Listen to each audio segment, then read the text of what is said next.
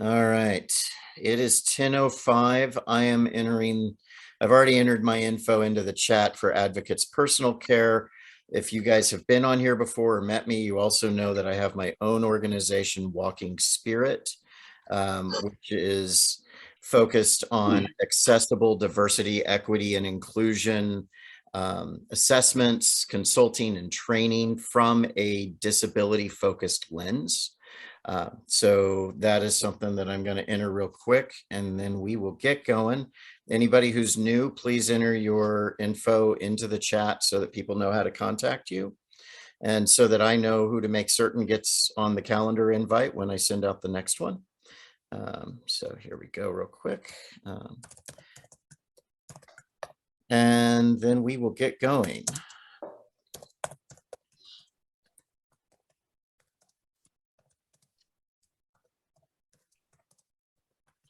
Thank you all for joining us.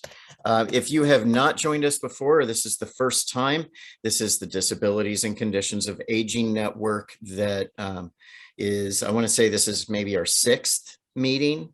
And last month we met in person in very cold temperatures. There were only 4 or 5 of us, thanks to Easter Seals Crossroads, Hands in Autism, and the Muscular Dystrophy Family Foundation for joining Advocates Personal Care and myself for bagels and coffee and cider and really cold wind at a park in Carmel. So, but the goal behind this network really has been to try to connect the different organizations and individuals that are working within not only Central Indiana, but throughout the state in the disability and conditions of aging community. We did put the two together because disabilities and, well, conditions of aging present as disabilities. And so it's very important to include that aspect and also help folks understand that it's okay to identify as a person with a disability as those things start to present as we age. With that, I've introduced myself. I am going to allow, well, so if anybody doesn't know, I also work as the outreach consultant with Advocates Personal Care.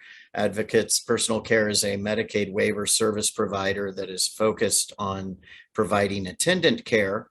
If you're not familiar with that, that is something that actually allows us to pay family and friends and community caregivers for the non-skilled support that they provide to anybody that's on that aged and disabled waiver.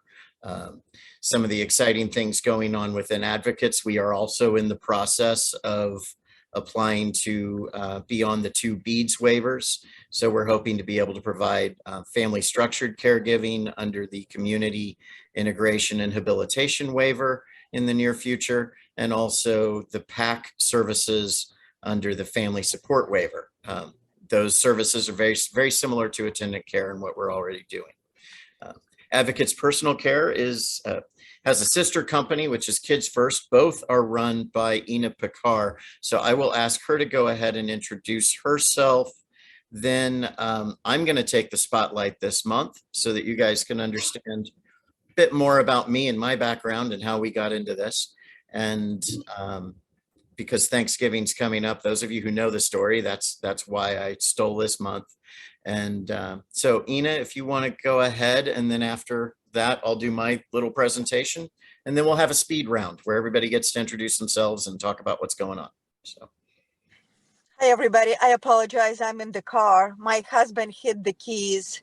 And I had other 2 Zooms in the morning. So anyway, thank you so very much for joining. We do appreciate that. And my name is Ina Picard. I run Advocates Personal Care, and which I started because of the need of my father, who we are from Ukraine originally, and that kept me to keep him living with dignity and proper care, and run Kids First Adoption Services for over 23 years, and we placed over 800 children. So yes, can I get up? Can you hear me? Can you? Okay. Yeah, sorry about that. So, yeah, so we on Kids First side, we're an option for families who are not in the position to parent and need options. But with Advocates Personal Care, we we're reaching out to as many communities and professionals and just spreading the word that people, it is very stressful when your loved one is not doing well and people have to figure out how to provide care, that there are options, and if there are family and community people, they are welcome to work and actually be paid for it. One more thing I wanted to add to that is, and I know Jeremy will talk about it later. First of all, we're so excited to see you all at our meetings. And we want to make sure that we're a resource for your organization, that we're a resource for you to network, to find solutions to the, dilemmas you have. And we would appreciate your feedback. Thank you so very much.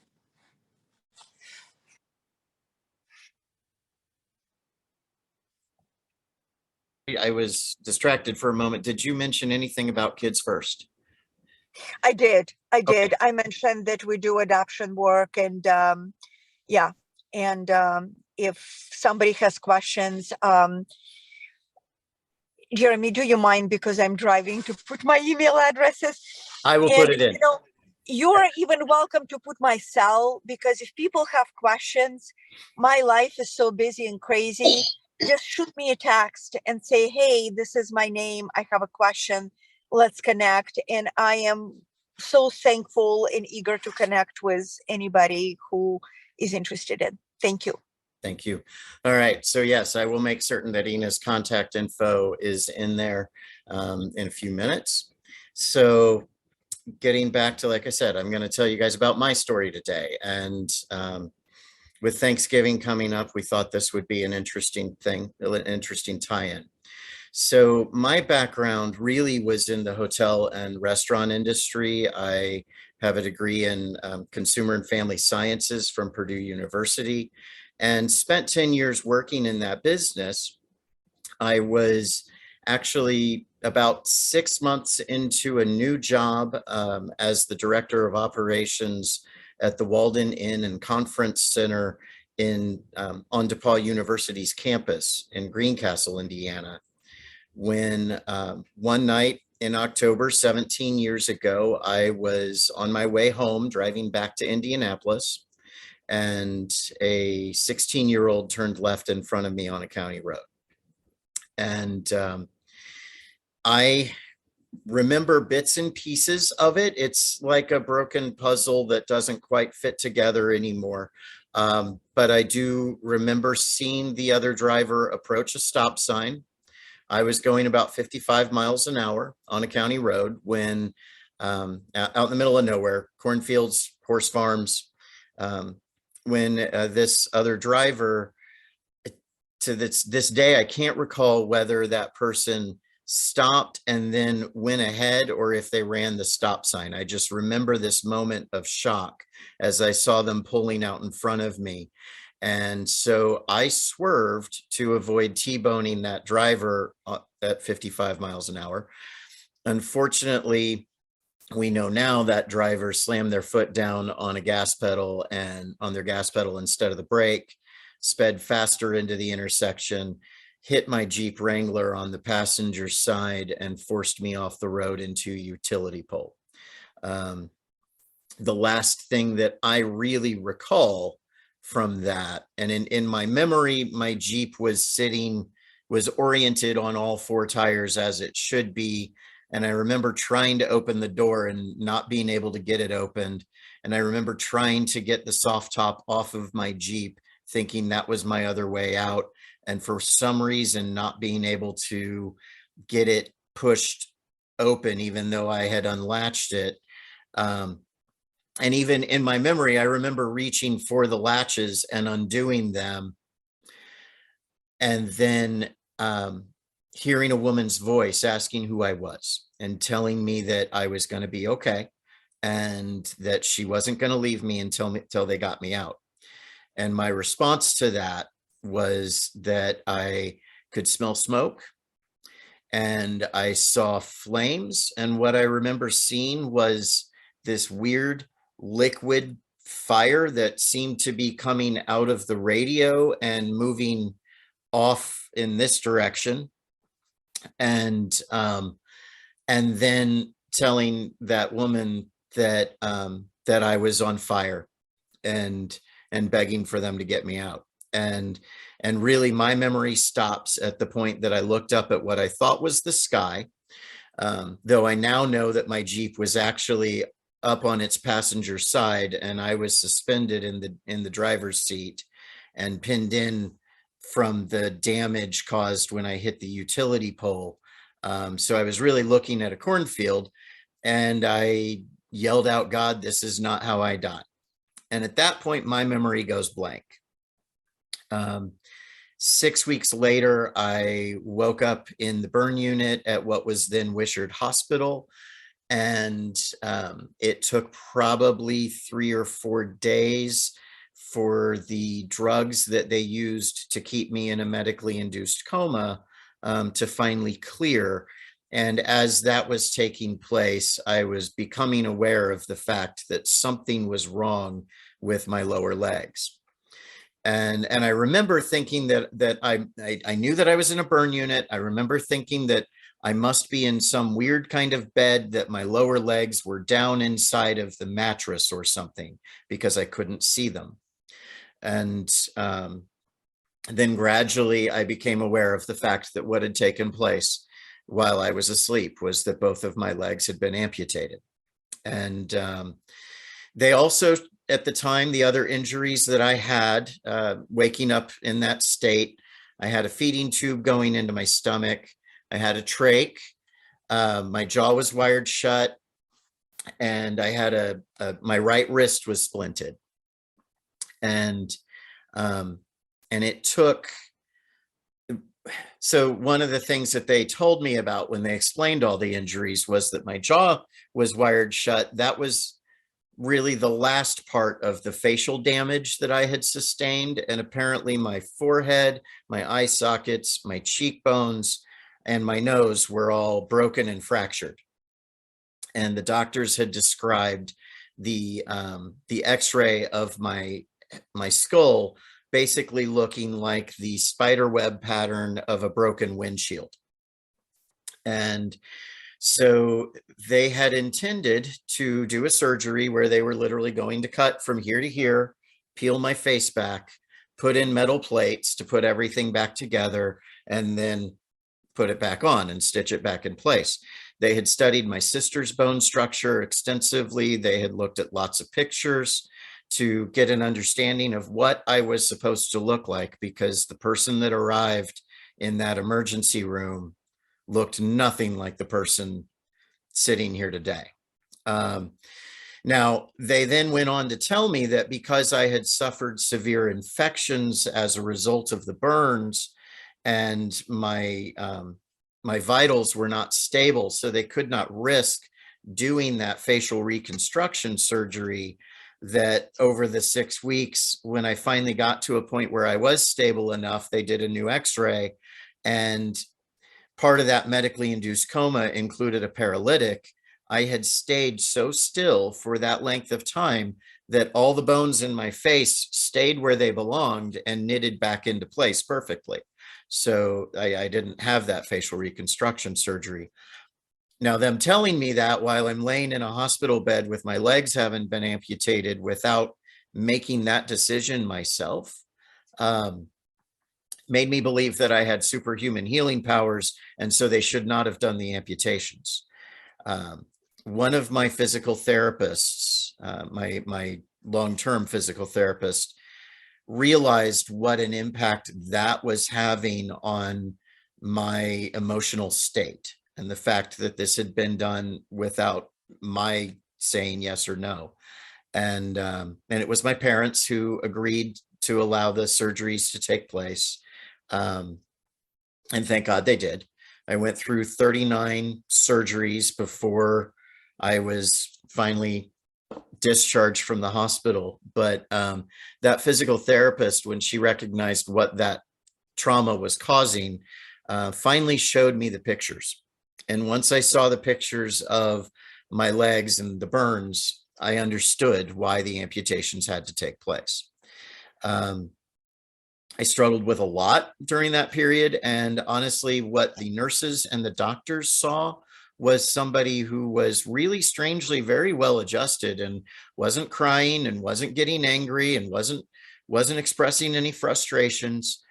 All of that was internal. And what I honestly wanted at that point was to get better enough that I could get away from the hospital and into my own home where I would be alone so that I could finally end my life, because I really thought I was supposed to die in that accident, and that I was being forced now to live a life that I didn't believe or see any quality at that point, at that stage. And but again, everybody saw somebody who was really relatively happy. I cried once when a friend came into the hospital, and honestly, I didn't know at that point that my legs were gone. I just remember feeling this huge amount of grief. And if anybody's ever curious about the coma dream, we can talk about that. Looking back, I have come to realize that the grief that I felt at that point was this belief that during that coma dream, I'd actually been exposed to, I have this memory of understanding how everything was supposed to work, the entire universe from beginning to end. And that when I woke up, that knowledge was taken away. Years later in dreams, I began to remember somebody actually handing me a newspaper article and saying, this is what you're going to return to. Do you want to go home or do you want to move on? And me actually saying that I wanted to be with my family. And I believe that is the moment that I started to wake up. Now, the nurses and the doctors, they all kept talking about how I would be in rehab for years. And so what that, to me, this person laying in a hospital bed, his jaw still wired shut, receiving, basically a 24/7 liquid diet, which is not comfortable. What I perceived that to mean was that I would be in the hospital for years and that I was going to live in an inpatient rehab facility for years. I was awake for maybe 2 weeks in the burn unit and then transferred from the unit to an inpatient rehab facility in my bed. And the very first night that I was in the inpatient rehab facility, apparently they forgot to plug in my hospital bed when I was moved into the new room. So it began to deflate, and I woke up to beeping that sounded like a garbage truck backing up as my bed was enveloping me. One of the weird little experiences that occurs. The next day, the physical therapist and the occupational therapist came into my room and they asked me what my goals were. And at this point, I still could not sit up in bed under my own power. I had gone from 140 pounds and the best physical shape of my life. By the way, I was 30 years old when this occurred, to about 98 pounds overnight. A large part of that was the amputations. And, but also a large part of that was being on that liquid diet. And so my goals at that point were very, very basic. And it was hard for me to think of any goals. These two people coming into the hospital or into my hospital room asking me that, all I could come up with was that I wanted to be able to get out of bed and handle my own hygiene, because I was really tired of relying on people that I did not know to handle those aspects of my life and my care. Truly, my independence went from, a director of operations of a hotel to who had no scheduled in and out time because I knew when I needed to be there and independently could do that, to needing assistance with every single thing that we do. And so that was the one goal. The other goal, because I had slept through Halloween and I had slept through Thanksgiving and I had missed all of my mother's wonderful food, for those things was that I wanted to be at my parents' house on Christmas morning to see my 4-year-old niece come down the stairs. And I wanted the wires off of my jaw so that I could enjoy my family's food. Um, in the next, and again, remind you, I still thought I would be living in that hospital room for years to come. In the next 9 days, they got me to a point where I could not only get out of bed with one functional arm, I could not bear weight on my right wrist, and I'm right-handed. Um, I learned how to get out of bed, move my wheelchair with that one arm, get to the bathroom, handle my own hygiene, get to the physical therapy gym, do my occupational therapy. Recreational therapy seemed like a waste of time to me, but I now understand that it wasn't. But in that 9 days, I got to a point where I really no longer needed to maintain a hospital bed. The wires came off my jaw. That very first thing that I ate after the wires came off my jaw was in a speech therapy session where the speech therapist gave me a very dry bologna sandwich. And that to this day was still the best thing that I have eaten in the last 17 years. Um, and and I was only allowed to take tiny little nibbles because, again, we needed, even though I had done a swallow test with radioactive milk where they watched me swallow it and watched it go through my system, I had to prove that I could do that without choking. And anytime somebody would distract my speech therapist, I would take the biggest bite that I could out of that sandwich, because that truly is what was giving me any pleasure at that moment. But within that 9 days, they got to a point where they discharged me from the hospital, and I got to watch my niece come down those steps. I lived at my parents' house for the next 3 months. The next door neighbor, who moved in a week or two before my car accident happened, again, this is my parents' next door neighbor, would come over every night to help my dad carry me upstairs to my bed because I still couldn't bear weight on my wrist. And their house was not handicapped accessible or disability accessible whatsoever. So that was my entry into the disability community over the next several months. And it was a very good thing that I was never left alone. But over the next several months, I came to start to understand that there was maybe a future here.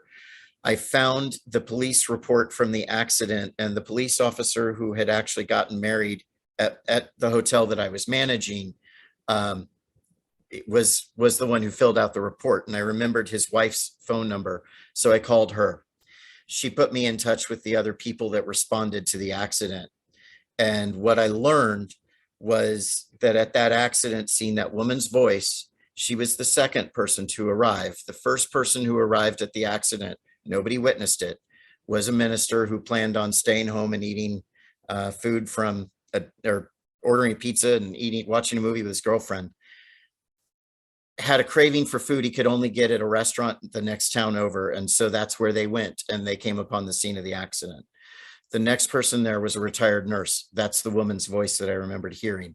She was sitting at home watching TV and decided to go for a drive at 8:30 at night in October and turned down a road she'd not gone down before. When she got there, she almost walked into the power lines that came down when I went off the road. A man walked out of the cornfield at that moment with a flashlight, stopped her, guided her around the power lines to my wreckage, where the three of them began fighting the fire as it was erupting right at that point. They fought the fire for 20 minutes. The two police officers that arrived were less than a mile away dealing with an abandoned car and responded to the person who caused the accident's 911 call. They fought the fire for 20 minutes. I was apparently conscious. I directed their rescue effort in regards to pulling the soft top off and getting me out. And apparently once I was pulled free, I would stop talking. The nurse poured some bottles of water on my legs and then turned around to see if the man from the cornfield needed any medical attention, because she'd seen him beating the flames out with his bare hands, and that man was gone. We have never located that individual. There have been some other really weird things that have occurred over the years, including me calling the fire department 10 years later to find out what they did because I was gone from the accident scene before they arrived. And the person who answered the phone had actually been a volunteer firefighter from another community that night. And because of what he witnessed, had become a full-time firefighter for Putnam County, and answered the phone when I called to find out that information. So once I learned that information, I realized that a lot of work went into keeping me alive. Not only from the people that responded at the accident scene, but also the doctors, the nurses, the physical therapists, the occupational therapists, and even my prosthetist who has helped me walk as well as I possibly can. Those were the things that made me realize that the thought of suicide was no longer an option on the table, no matter what I went through. And each day, no matter how much pain I had, I began by saying, today is going to be a good day. And each day at the end, I ended by saying, no matter how much pain or frustration I dealt with today, today has been a good day. And that kept me going for years until it was no longer needed because it truly is my reality that I live in. So that I did try to go back to work in the hotel industry, could not listen to people complain about their cheeseburgers being made wrong or having to wait 5 minutes to check into a hotel room. And so that is what launched me into this world. And so here we are 17 years later on this amazing network. And I want to give thanks for the fact that I am here, that I have gotten to meet all of you, and for all of you rallying around this network and helping this truly become something that hopefully leads to us helping other people and being able to provide better referrals and also being able to support each other's efforts better. So that's my story. Feel free to ask questions, but we don't have a lot of time. I want to launch into that speed round. But if there are any burning questions, we can give it a moment if anybody has anything they want to ask. Otherwise, reach out to me, ask questions, either call me or text me or email me or have me come speak to your own organizations. So thank you for listening. I see no hands. Nobody's jumping off of mute. I promised myself that I would actually start at the bottom of the screen today. Thank you. So I am going to launch off, starting off with Chalicia Howard. And would you like to introduce yourself and your organization? Yes. Hi. Good morning, everyone. I'm so glad to be a part of this meeting today. And that was an awesome testimony. I am the community outreach and education representative for CureSource. So this is my first time being a part of this meeting, and I'm blown away already. So I just can't wait to see how we can help and, how we can contribute to continuing a positive impact, because we do have a lot of members who have disabilities and things like that. So we have a lot of things that we offer to accommodate that. So I'm just really excited about this. Like I'm kind of speechless. So, Wonderful. Thank you. Well, and that's my goal, is for people to continue to be excited about this, and our goal for us to be connecting in really positive ways. So Courtney from Fuse, would you like to introduce yourself and your organization? Hi, good morning. Good morning. I am Courtney. I am the program coordinator from Fuse. What I wanted to tell you about this morning is we have our Inspiring Abilities Expo. It's returning to Greenfield on Saturday, March 4th. This is the 17th year for our Disability Resource Fair on the far east side in Hancock County. Sponsorships are still available. Registration is now open, so please feel free to contact if you'd like to be there.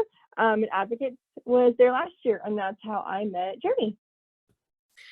Thank you very much. I'm sorry that we weren't able to be at your Northside Expo this year. We had a conflict with the Muscular Dystrophy Family Foundation, so glad to see. Yes, that was also a big event we heard about on that same day. Cool. All right. We have a super busy, active community. It's like we have something going on like every weekend, which is Especially great. this month. So, Yes, yes, for sure.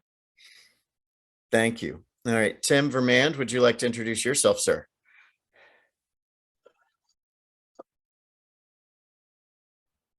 Try again. I am a polio survivor. I'm a retired history professor, and also since then I've been working for the United Methodist Church, both the national and the Indiana level disability committees. Tim, did you get to send this invitation on to those folks? I did, but I'm not sure it went anywhere because the state level is once again reorganizing. Okay. Well, so folks know that is one thing we've cast a very broad net in regards to this network. And I do really want to engage some of the different church organizations, the different ministries, so that they can learn about what services are out there to help their congregations. So, so thank you, Tim, for joining us today. I look forward to continuing to include you as we move forward. Julia DeLong from Socoa, would you like to introduce yourself? Yeah, sure. My name's Julia. I'm from Socoa. I actually am on the Medicaid team. So I'm usually the person that sees the clients before they start services. So yeah, if anybody needs any questions answered about Medicaid, I'm your girl. Wonderful. Thank you. I may be reaching out as we regularly do meet folks who are needing to explore their eligibility, both for Medicaid and the Medicaid waiver. So Emily Roadheffer has been shouldering a lot of my questions over the last year, but I may start reaching out to you too. So Kaylin Underhill, would you like to introduce yourself?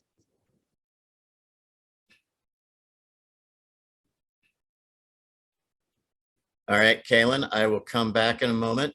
Tamara, would you like to introduce yourself? Hopefully you all can understand what I'm saying. I'm a little bit under the weather. I am the social service coordinator for Easter Seals Crossroads. I just started this year and I am working with the families currently for holiday assistance and also linking them to other resources within the community.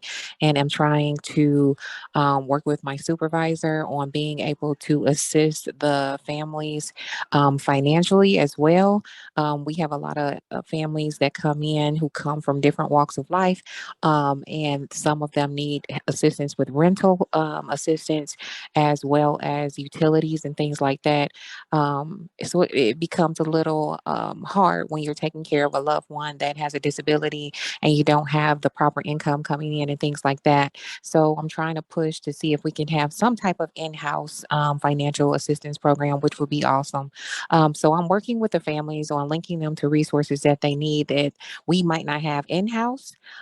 So I assist them with getting services in-house as well as within the community. Sorry for being so long, but I would like to definitely connect with Socoa because I have a lot of individuals who are inquiring about the Medicaid waiver program. Thank you. Thank you, Tamara, and I'll be in touch with you about that too. And anybody, if you haven't put your contact info into the chat, please do get that in there so that folks can find that. So I did get a message from Kaylin. Her microphone is not working, so I get to do her introduction. Kaylin Underhill is a health educator at the Hamilton County Health Department, and she and one of her colleagues, James, have been regular attendees on this network since we began. So thank you for continuing to be with us. Crystal Hagens, would you like to introduce yourself? Sure. Good morning. My name is Crystal Hagens. I am the Executive Director for Epilepsy Foundation Indiana and actually Ohio as well. I live in Ohio, but I come back and forth between Ohio and Indiana to do the work that I need to do. We do seizure first aid certification trainings for people caregivers, organizations, all of that, that have people with seizures or even with epilepsy. We want to be a seizure-free nation and have everyone understand how to help those with seizures. We give resources with people who need it, and we do walks and all kinds of different things. So if you ever need anything, or you have people who are having seizures or even epilepsy, just get them in contact with us. And this is great. This is my first time. So I've been trying to figure out how I can get to know people in Indiana. And this is great for me. So thank you. That's wonderful. You know, and COVID was interesting because it taught us that we can communicate and do these kinds of networks without necessarily having to be in the same room. This really was created because we were seeing lots of networks pop up, none that were specifically focused on disabilities. So so glad to have you with us. Emily Roadheffer, would you like to introduce yourself, since I mentioned you a few minutes ago? Good morning. This is my first time being a part of this meeting, so thank you for having me. My name is Emily Roadheffer. I'm the provider coordinator at SACOA and also supervisor for the home modification team. So I put my contact in there. If anybody has any questions, feel free to reach out anytime. Thank you so much. I'm so thrilled to have you and Julia both with us today. Samantha Stolings, you are next.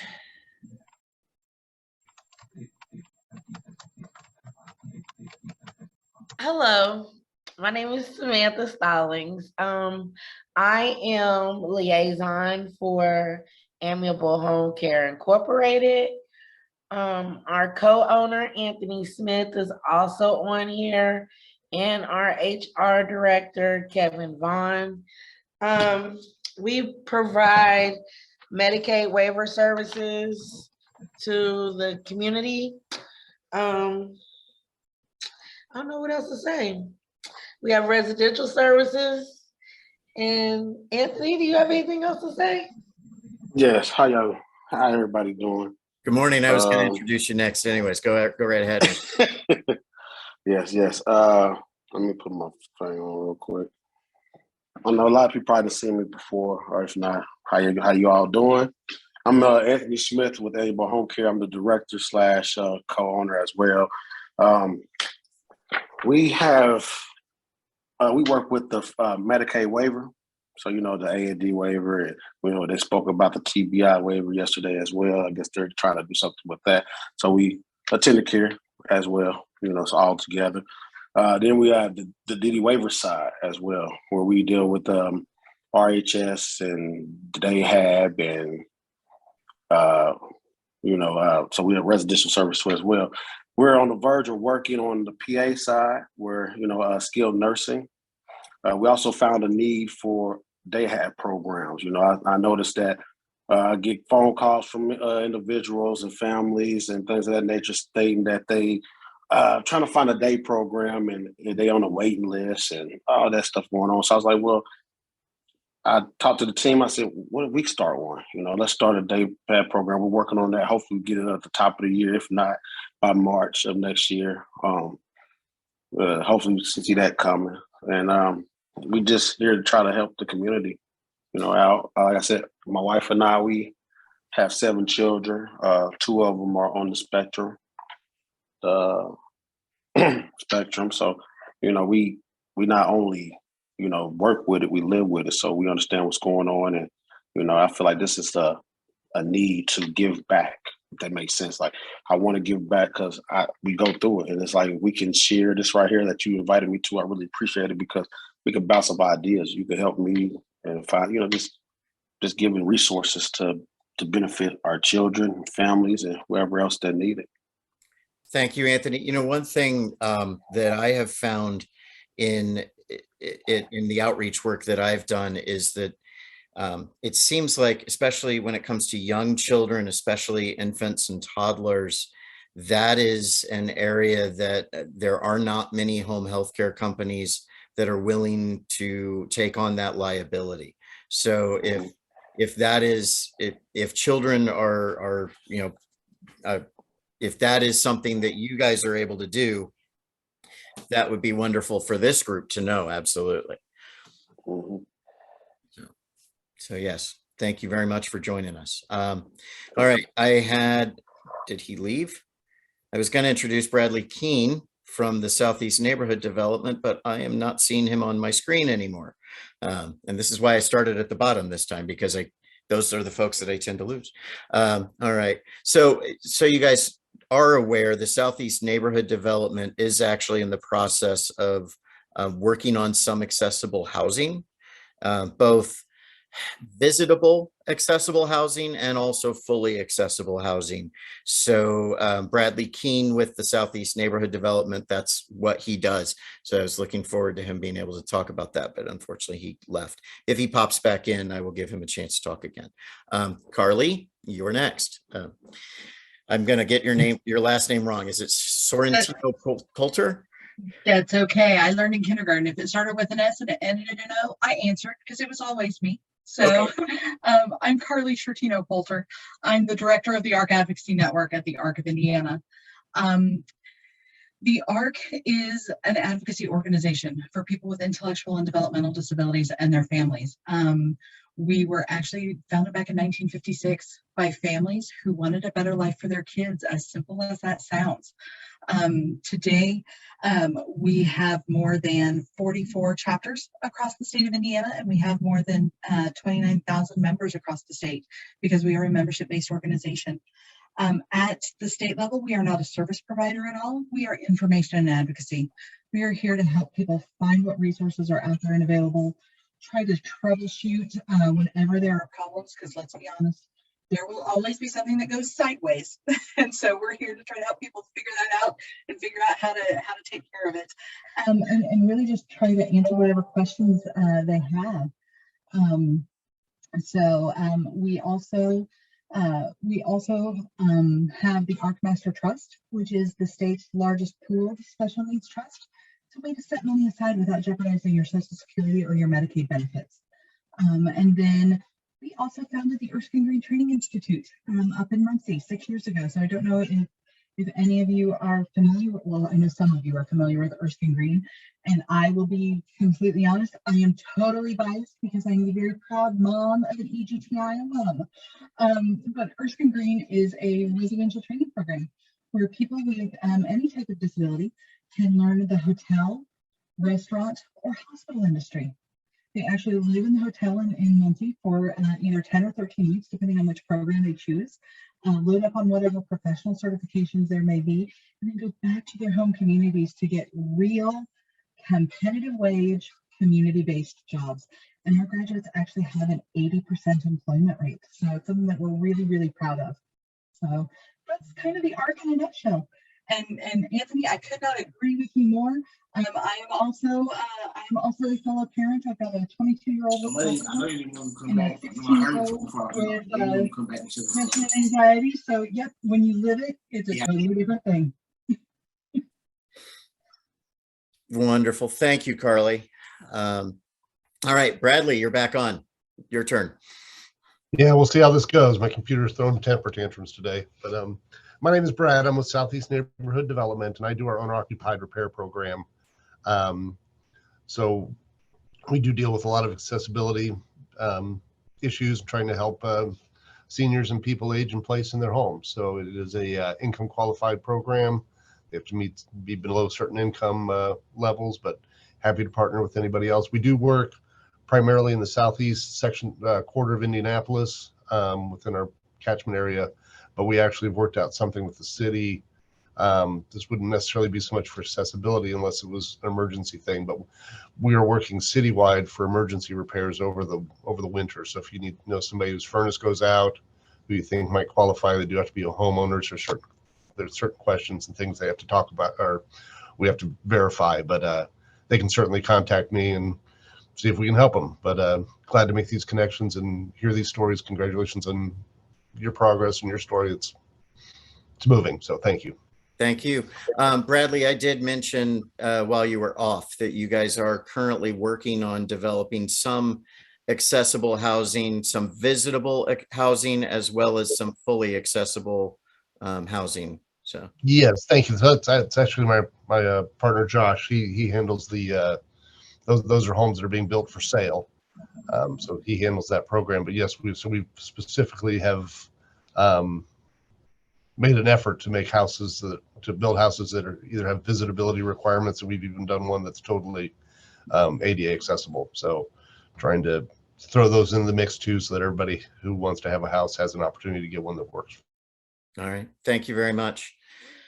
Indiana Family to Family, and right now your first name is skipping my mind.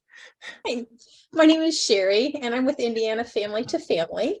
And we are a parent-to-parent organization, so we're all parents of kids with special health care, educational, or behavior needs.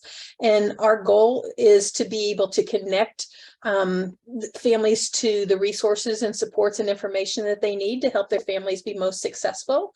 We, for the most part, work with families with kids who are 22 and younger.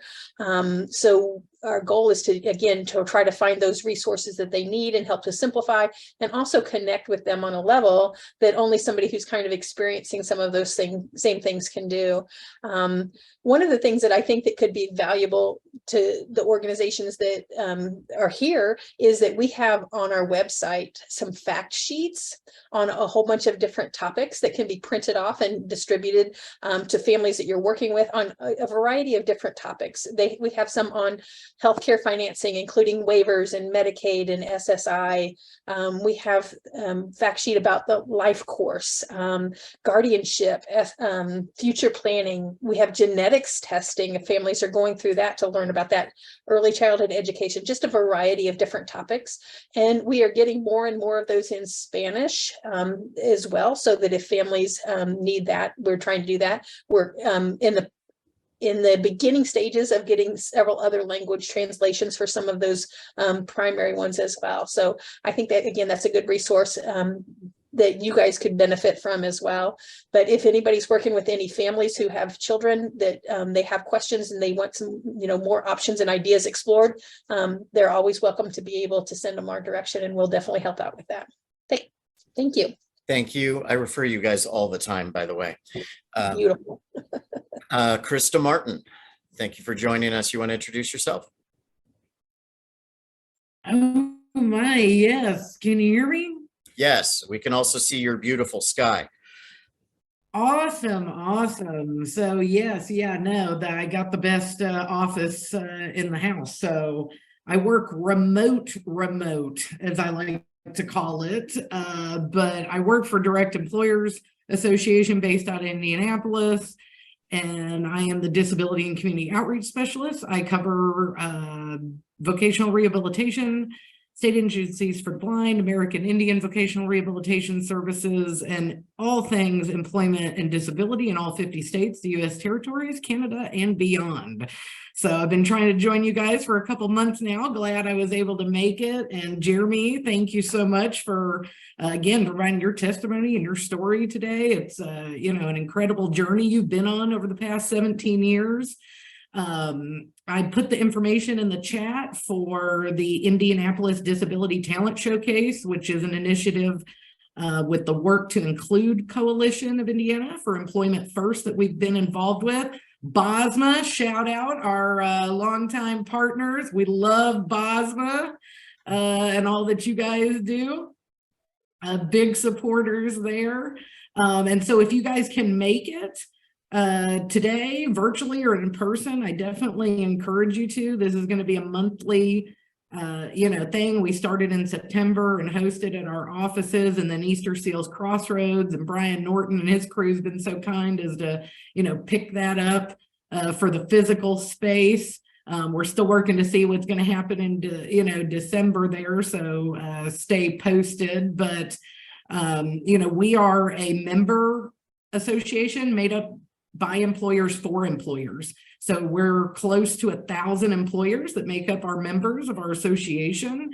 And so any way that, I can help better increase positive employment outcomes and competitive integrated employment for people with disabilities and, employ and advance people with disabilities, that's what I do. So we do targeted job distribution for any of the service providers. that are on the call. We co-host the ability site for the National Labor Exchange with the National Association of State Workforce Agencies. So if you're not utilizing that to be able to search jobs, internships, apprenticeships, etc., it's another fantastic tool. We also have a partner library that our members use to connect with our partners like BOSMA, and Indiana Vocational Rehabilitation and other partners. Easter Seals Crossroads recently went active and live in there as well. So it's a great way to get your organization in there so our members can search, find, and engage you and your employment consultants, and vocational staff directly. So yeah, that's my stint. I've got another meeting at 11, so I'll put my email in the chat as well. And for Kendall, I hope the noble ECs can make it to the meeting this afternoon. I know it's a little short notice, but the more the merrier. We'd love to have all of the service providers involved in that talent showcase, again, to better connect with the employers and the job seekers and build those relationships, in our local community. So any way I can be of service, don't hesitate to ask. Even if I'm not the right guy, I normally know the right guy. So Thank you, Krista. Thank you so much.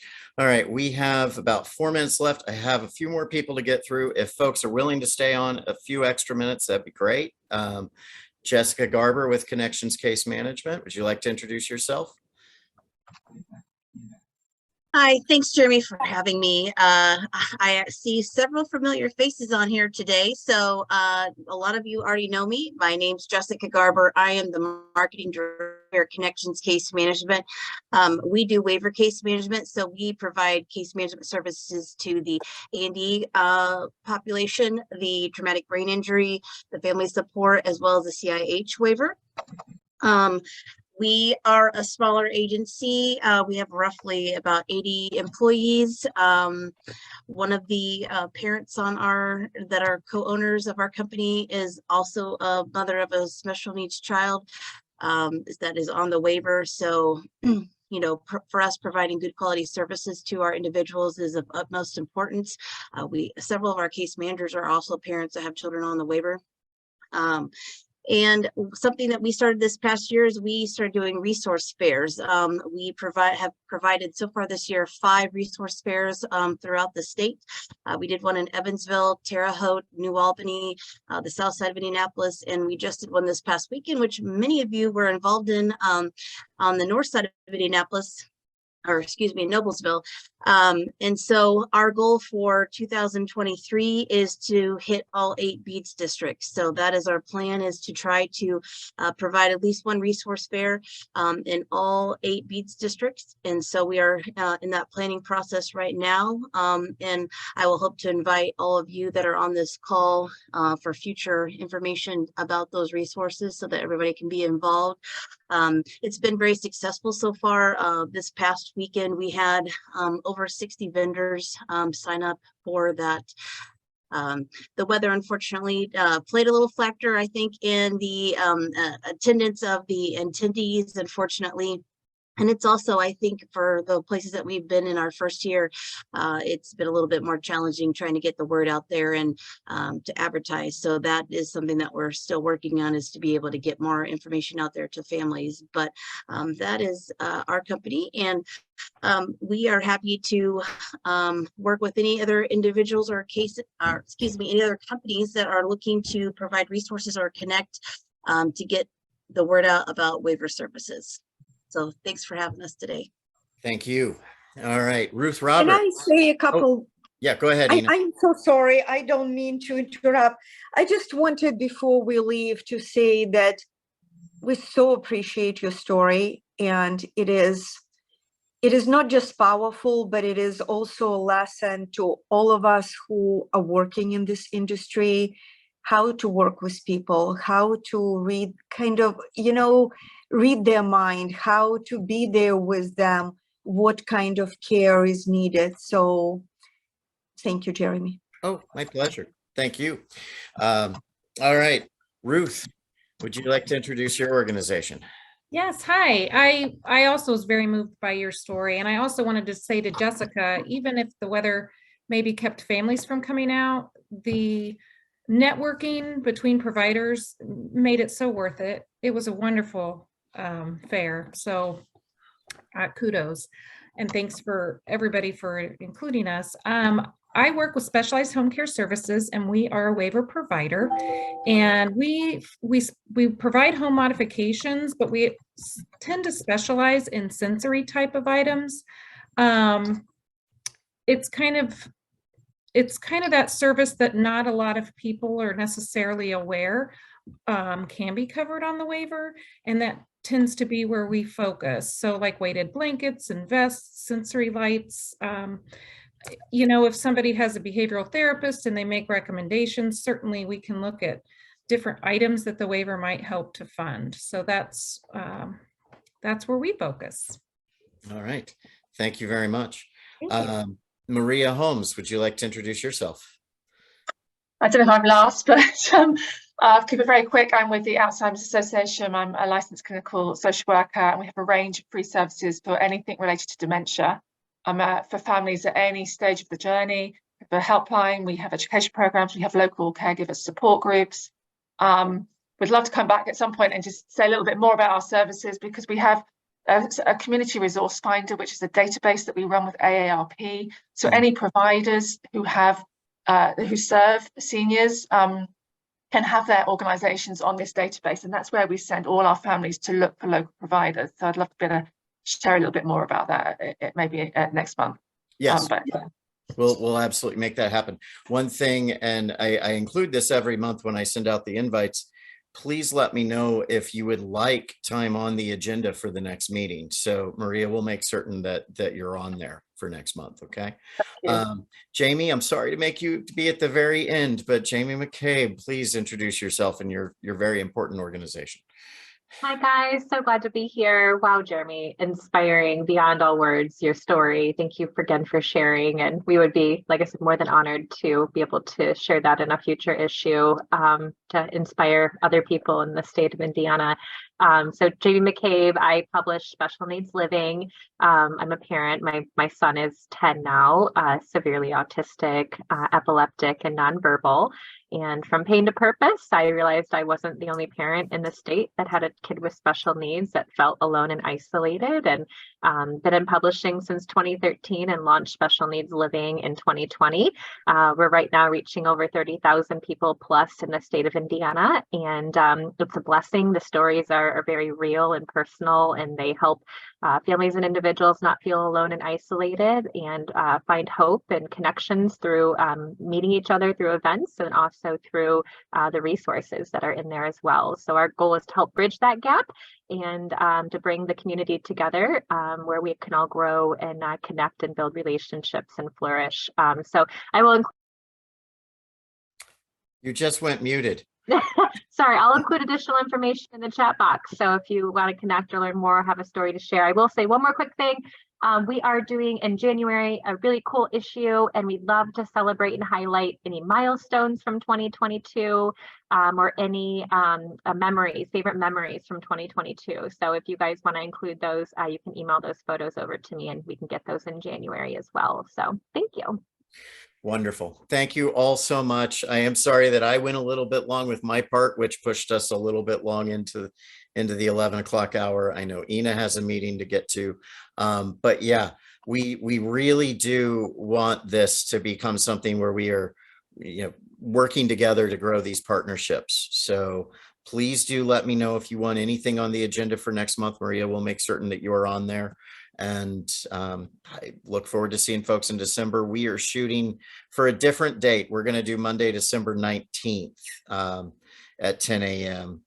because, we're trying to stay away from the holidays and people's vacation time. So, so we'll look to see you guys on that date, and please reach out if there's anything that we can do, anybody we can support, let us know. So, thank you all. Thank you. Thank you very much. Our pleasure.